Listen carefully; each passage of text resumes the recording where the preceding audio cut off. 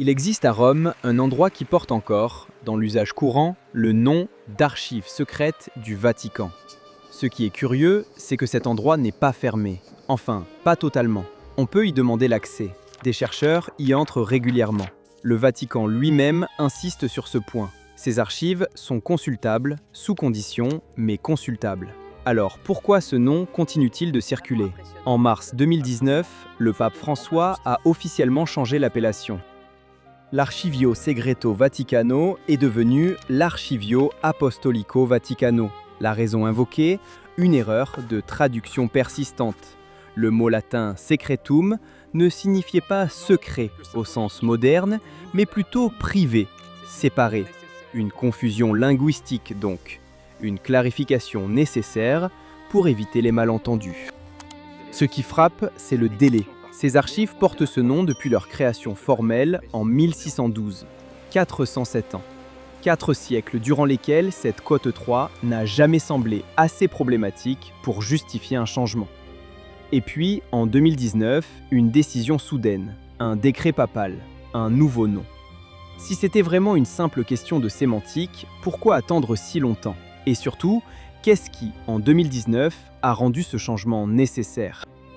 Le Vatican a parlé de transparence, mais changer le nom ne change pas la structure d'accès. Et c'est là que les chiffres deviennent étranges. Les chiffres officiels sont impressionnants. Le Vatican parle de 85 km linéaires de rayonnage. 85 km.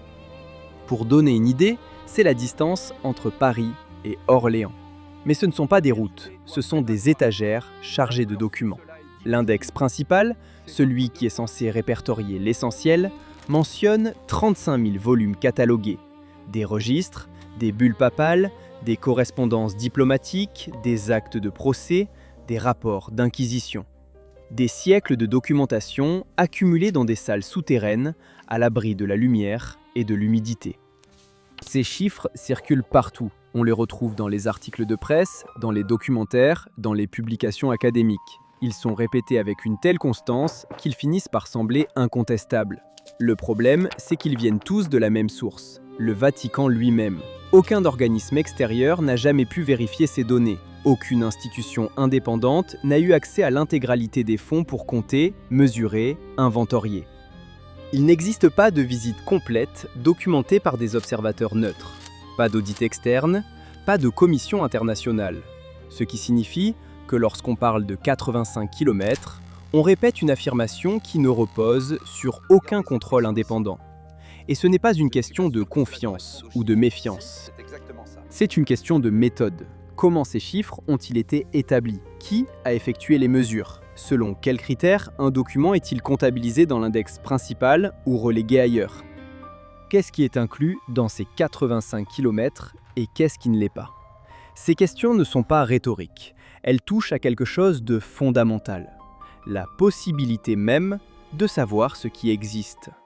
Parce que si les données de base ne peuvent pas être confirmées, alors toute discussion sur l'accessibilité ou la transparence repose sur du sable.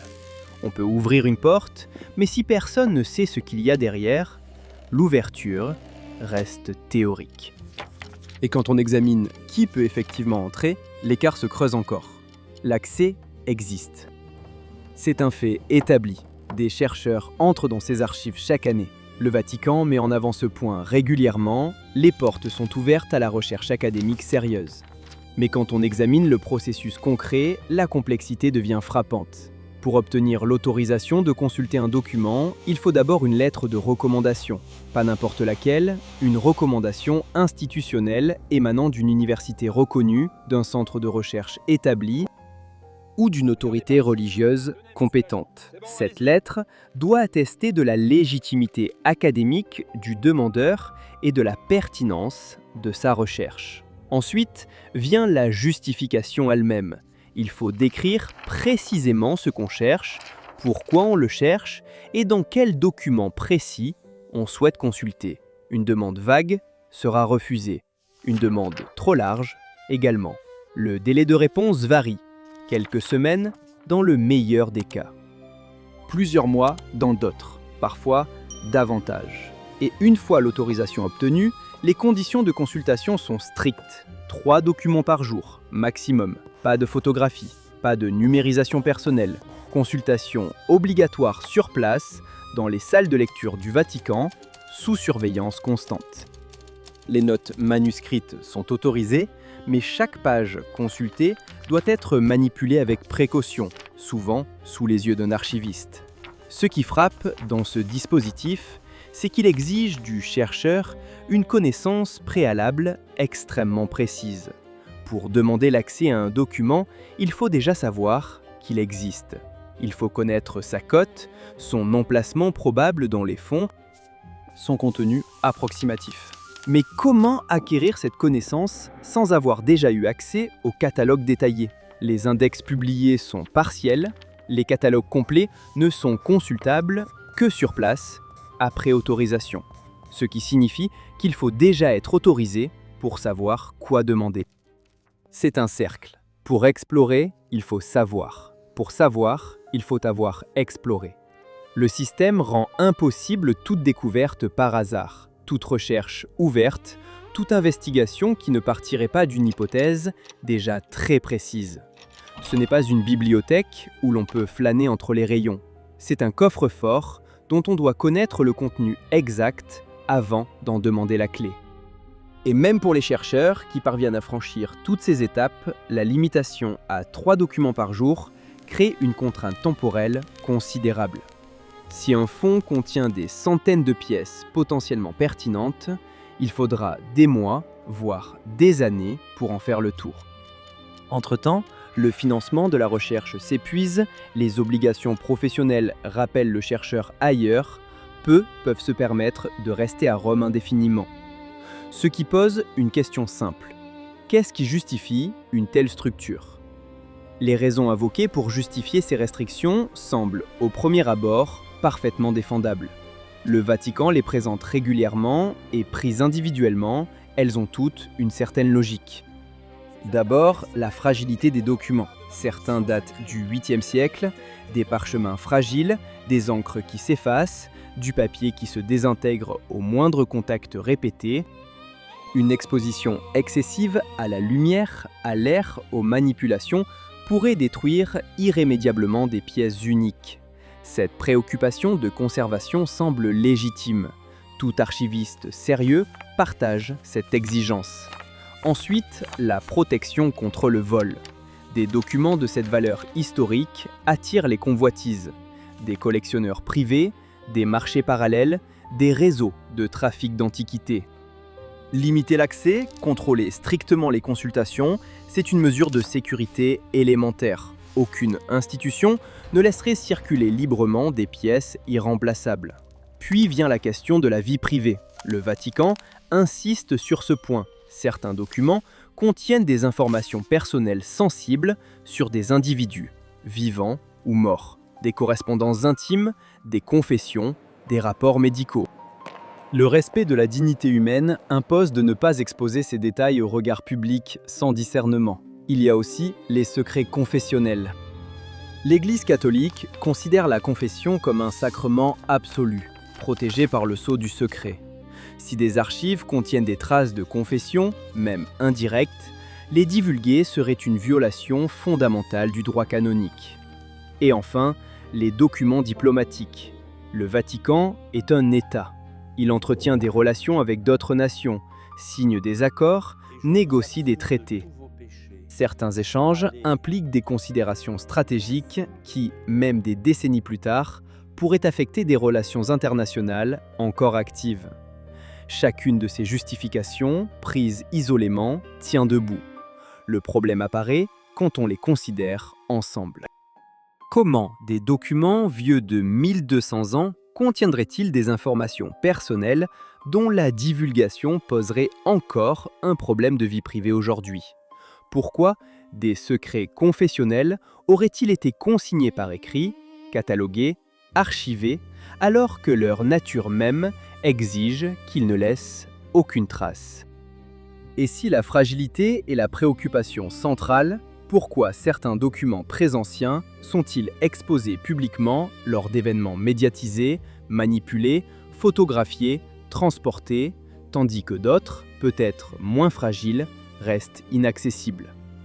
Qu'est-ce qui détermine qu'un parchemin du IXe siècle peut être montré, mais qu'un registre du XVIIe ne peut être consulté?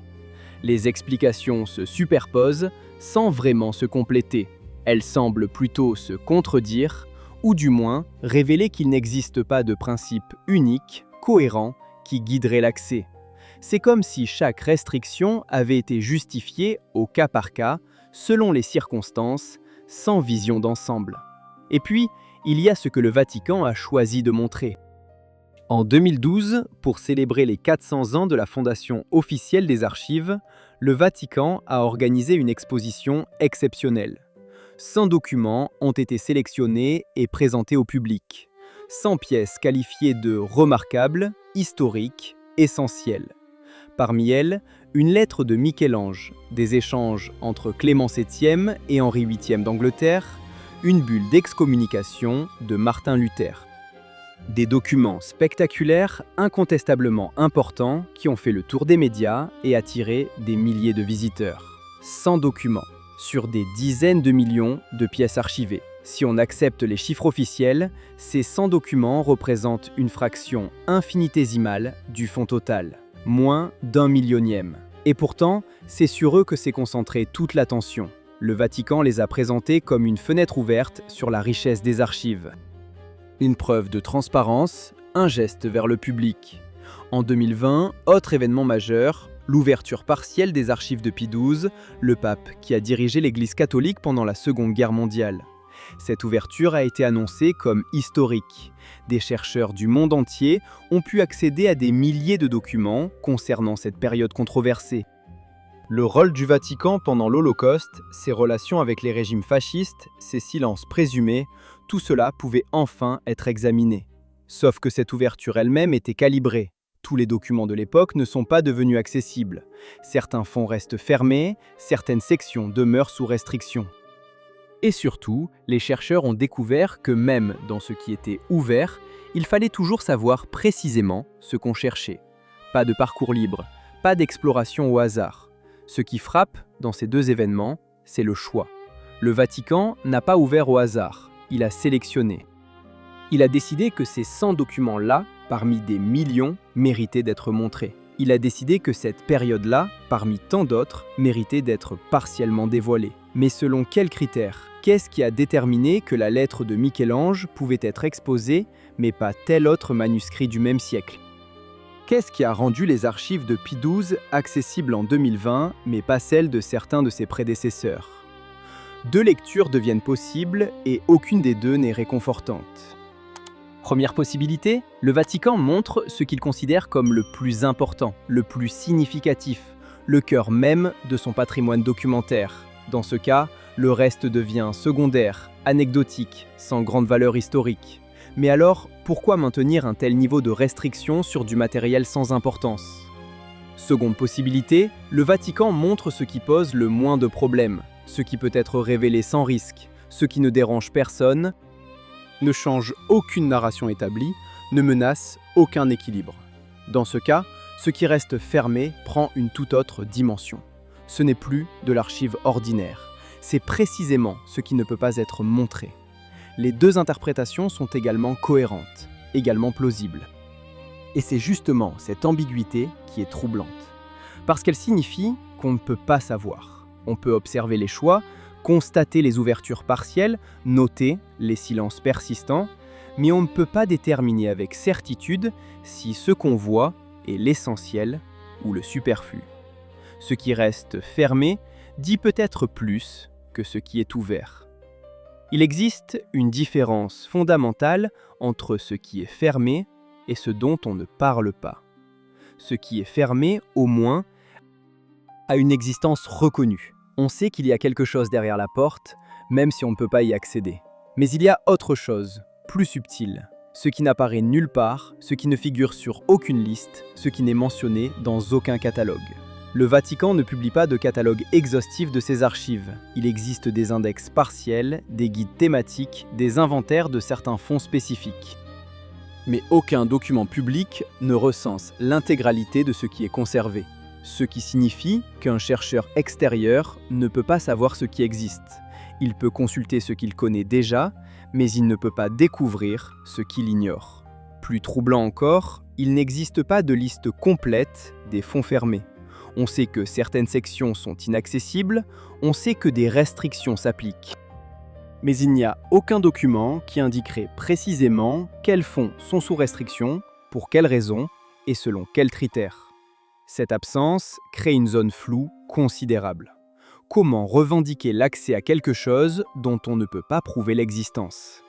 Les critères de classification eux-mêmes ne sont pas publics. Qu'est-ce qui détermine qu'un document devient Quad 7? Qui prend cette décision? Selon quelle procédure? Ces questions n'ont pas de réponse accessible. Le Vatican applique des règles de restriction, mais ces règles ne sont pas écrites quelque part où on pourrait les consulter, les discuter, les contester. Et puis, il y a la question des délais. Dans la plupart des États modernes, les documents diplomatiques sont déclassifiés après un certain temps. 50 ans, 75 ans, parfois 100 ans pour les dossiers les plus sensibles. Ces délais permettent de protéger les relations internationales actives tout en garantissant qu'à terme, l'information deviendra publique. Mais le Vatican ne fonctionne pas selon ce principe. Certains documents restent fermés sans limite temporelle définie. Il n'y a pas de date après laquelle ils deviendront automatiquement accessibles. Pas de mécanisme de déclassification progressive, juste une fermeture qui peut durer indéfiniment. Ce qui est frappant, c'est que ces absences ne font pas scandale. Elles ne sont même pas vraiment discutées. On parle beaucoup de ce qui est montré, de ce qui est ouvert, de ce qui devient accessible. Mais on parle très peu de ce qui n'est pas listé, de ce qui n'a pas de date de déclassification, de ce qui échappe à toute forme d'inventaire vérifiable. Et pourtant, ce sont peut-être ces silences qui dessinent le mieux la structure réelle, parce qu'ils révèlent une chose simple: personne, en dehors du Vatican, ne peut savoir ce qu'il ne sait pas.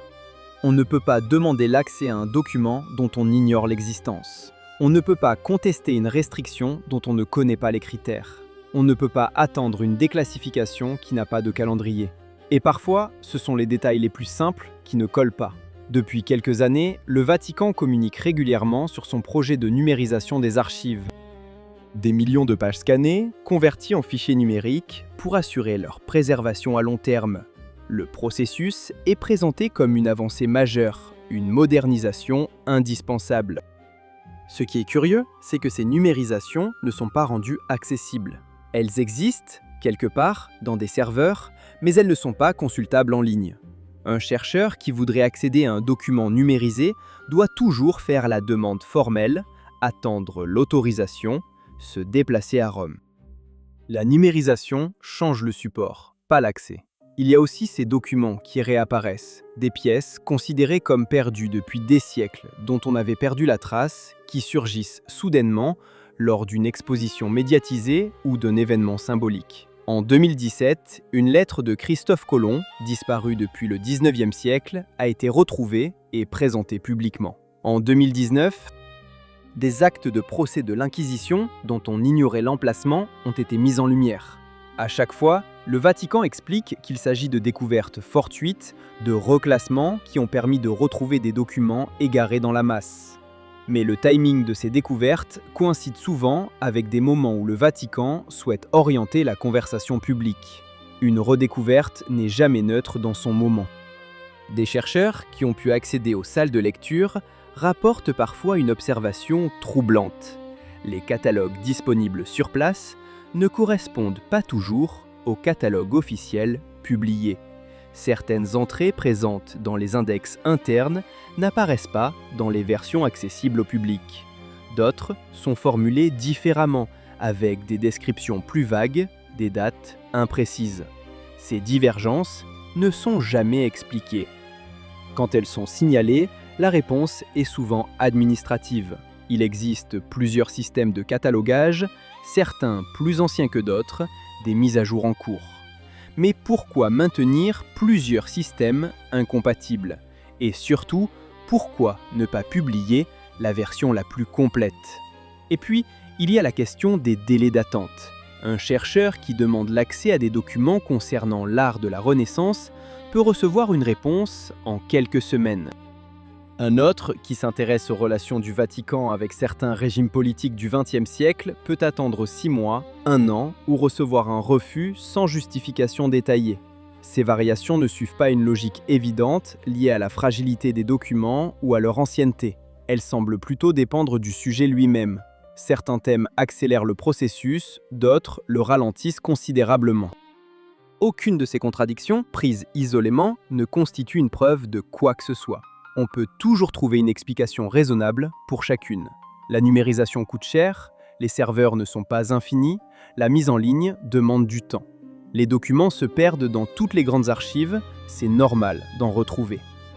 Les catalogues évoluent, c'est un processus complexe. Les délais varient selon la disponibilité du personnel, la complexité de la demande. Mais quand on les aligne, ces petites incohérences forment quelque chose. Un motif, une régularité dans l'irrégularité, comme si chaque détail avait été calibré pour maintenir une certaine opacité sans jamais la rendre totale. Juste assez d'accès pour paraître ouvert, juste assez de fermeture pour garder le contrôle. Tout cela dessine une forme, pas celle d'un secret unique, mais celle d'une architecture. Il existe une autre manière de regarder tout cela, pas comme une accumulation de dysfonctionnements ou de précautions excessives, mais comme un système qui fonctionne exactement comme prévu. Un système dont l'objectif ne serait pas de protéger des secrets spécifiques, mais de maintenir quelque chose de plus fondamental, une asymétrie d'information permanente. Considérons ce que permet le contrôle total de l'accès à des archives historiques. Celui qui décide ce qui peut être consulté, quand, par qui et dans quelles conditions ne contrôle pas seulement des documents. Il contrôle la possibilité même de vérifier, de contester, de proposer des lectures alternatives de l'histoire. Il détermine quelles recherches sont possibles et lesquelles ne le sont pas. Il façonne indirectement le récit en décidant quels éléments peuvent entrer dans la discussion publique et lesquels en restent absents. Cette position a une valeur en soi, indépendamment du contenu réel des documents. Peu importe que les archives contiennent des révélations explosives ou des registres administratifs banals. Ce qui compte, c'est que personne d'autre ne puisse le vérifier de manière exhaustive. L'incertitude elle-même devient un outil. Tant qu'il existe un doute sur ce qui pourrait être là, tant que la possibilité d'une information décisive reste ouverte, celui qui contrôle l'accès conserve un avantage structurel. Regardons à nouveau les éléments précédents sous cet angle. Le changement de nom en 2019 ne visait peut-être pas à clarifier, mais à ajuster l'apparence de transparence sans modifier la structure de contrôle. Les chiffres invérifiables ne servent peut-être pas à impressionner, mais à rendre impossible toute estimation indépendante de l'ampleur réelle des fonds. Les restrictions d'accès ne protègent peut-être pas des documents fragiles, mais garantissent qu'aucune exploration systématique ne peut avoir lieu. Les justifications contradictoires ne sont peut-être pas des maladresses, mais une manière de ne jamais avoir à énoncer un principe unique, contestable. Les expositions sélectives, dans cette logique, ne révèlent rien d'essentiel. Elles maintiennent l'idée qu'il y a quelque chose d'important à voir tout en contrôlant précisément ce qui est vu. Les catalogues incomplets ne sont pas des lacunes à combler, mais des instruments de filtrage. La numérisation sans mise en ligne ne sert pas la préservation, elle modernise le verrou. Les délais variables selon les sujets ne reflètent pas des contraintes techniques, mais des priorités de contrôle narratif. Ce qui devient intéressant dans cette lecture, c'est qu'elle ne nécessite aucune conspiration élaborée, aucun complot secret. Elle ne demande qu'une chose, qu'une institution comprenne la valeur stratégique de l'asymétrie informationnelle et agisse rationnellement pour la préserver. Aucun document explosif n'est nécessaire pour justifier ce comportement. Juste la reconnaissance qu'être le seul à savoir ce qui existe, même si ce qui existe est banal, confère un pouvoir durable. Et ce pouvoir fonctionne précisément parce qu'il reste implicite. Si le Vatican affirmait ouvertement contrôler l'accès au passé pour façonner le présent, la légitimité de ce contrôle s'effondrerait. Mais tant que chaque restriction peut être justifiée par la conservation, la vie privée, la diplomatie ou la fragilité matérielle, le système reste défendable. Chaque justification prise isolément semble raisonnable. Leur accumulation contradictoire révèle peut-être simplement qu'aucune n'est la vraie raison, mais qu'elles servent toutes à maintenir opaque ce qui doit le rester. Ce qui nous ramène au début. Le changement de nom de 2019 prend un autre sens maintenant. Ce n'était peut-être pas une clarification linguistique destinée à corriger une confusion séculaire, c'était un ajustement. Une réponse calibrée à une pression croissante pour la transparence dans un monde où les institutions opaques sont de plus en plus contestées. Le Vatican n'a pas ouvert les archives, il n'a pas modifié les procédures d'accès, il n'a pas publié de catalogue exhaustif, il n'a pas rendu les numérisations accessibles en ligne, il n'a pas établi de calendrier de déclassification, il a changé un mot. Archivio Segreto est devenu Archivio Apostolico. Le reste est demeuré identique. Et cette distinction est précisément ce qui révèle la logique à l'œuvre. Si l'objectif était réellement la transparence, le changement aurait touché la structure, pas l'étiquette. Mais si l'objectif est de maintenir le contrôle tout en paraissant s'adapter aux exigences modernes, alors modifier l'apparence sans toucher au fond devient une stratégie cohérente. Le paradoxe nominal n'était pas un accident de traduction qui aurait duré 4 siècles par négligence. C'était le symptôme visible d'une architecture plus profonde. Une architecture qui permet de garder le contrôle sur ce qui peut être su, vérifié, contesté, tout en maintenant l'illusion d'une ouverture progressive. 407 ans avec un nom, un décret papal, un nouveau nom. Et sous la surface, la même structure continue de fonctionner exactement comme avant. Peut-être même mieux qu'avant, parce que maintenant, elle peut se présenter comme ayant évolué.